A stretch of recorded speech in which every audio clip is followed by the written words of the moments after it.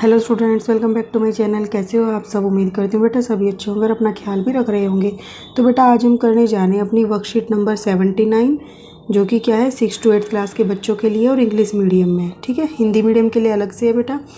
ये आज आपकी एक गेम से रिलेटेड है। ठीक है, चाहे आप इसको किस में भी कर सकते हो, मैथ में चाहो मैथ में करना चाहते हो तो मैथ में कर लेना। वैसे आपकी जनरल वर्कशीट है जिसमें आज हम करेंगे let's play the game of age. आज हम एज से रिलेटेड एक गेम खेलेंगे जिसमें आपको ये कॉलम दिए गए हैं ABCD। ठीक है, कुछ यहाँ पर बच्चे दिखाए गए हैं। तो लेट अस अंडरस्टैंड। तो चलिए समझते हैं क्या है ये game. Mohan's age is in column A। तो जो मोहन है बेटा, एक बच्चा, उसकी जो एज है वो A कॉलम में है, D कॉलम में है, but not in column B and C। और B और C कॉलम में नहीं है। Hence Mohan is 9 years old.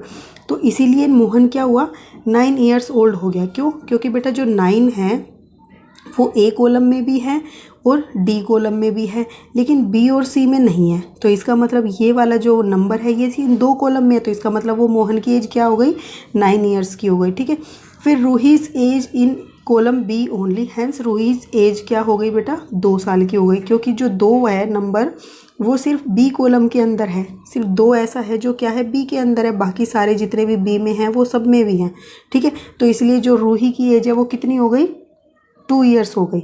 Okay, उसके बाद है Taranjot age is in column A B and D। ठीक है, A में भी है, B में भी है, D में भी है, but not in column C के अंदर नहीं है। Hence Taranjot is 11 years old. ठीक है, तो बेटा जो तरनजोत है वो कितने साल का हो गया, 11 साल का हो गया। क्यों? क्योंकि जो हमने क्या बोला, तरनजोत की जो एज है वो A B D तीनों में है, लेकिन C में नहीं है। तो देखो C में 11 नहीं है बेटा, बाकी इसमें भी है, इसमें भी है और इसमें भी है।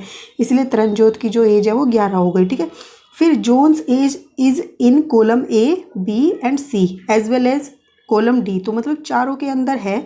एक नंबर ऐसा है जो चारों के अंदर है, तो वही एज उसकी हो जाएगी जोन्स की। ठीक है, तो वो कौन सा नंबर है बेटा, 15 है। देखो अभी जो 15 नंबर है वो चारों के अंदर है। ठीक है, बाकी नंबर चारों के अंदर नहीं है, कोई किसी में है कोई किसी में है। ठीक है, तो ये इसलिए जोन की एज कितनी हो गई, 15। अब इसी तरीके से आपको कुछ सोल्व करने हैं। फर्स्ट है यहाँ पर let us try to solve these problems. First है Rohit age is present in column A column C but not in column B and D। Find the age of Rohit. तो रोहित की एज आपको फाइंड आउट करनी है, जो कि कॉलम A में भी है और C में भी है। तो ऐसा वर्ड कौन सा है जो A और C में है, बाकी B और D में नहीं है?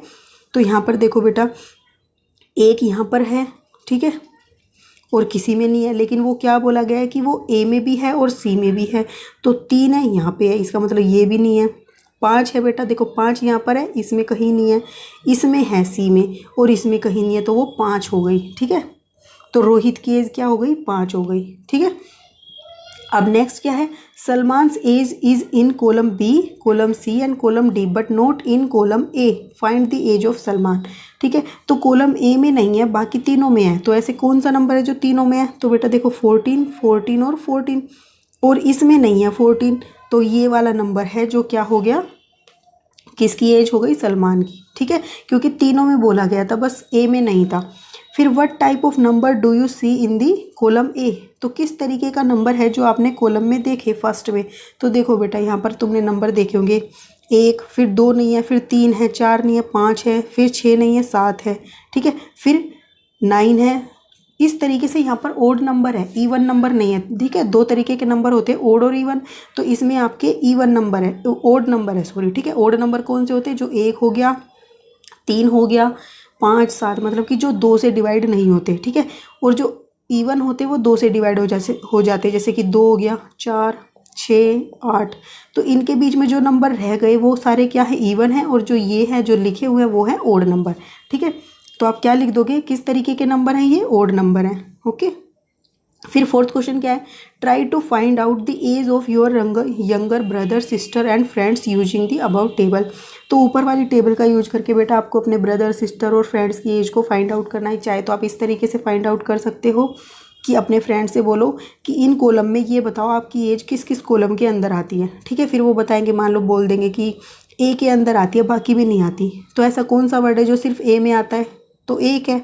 वैसे 1 साल की तो उम्र होगी नहीं। ठीक है, तो इस तरीके से मैंने आपको एग्जाम्पल बताया, तो आप उनसे पूछो या फिर क्या करो, जैसे आपकी सिस्टर की एज कितनी है, 8 ईयर ओल्ड है, तो वो कौन से कॉलम में आ रहा है, 8।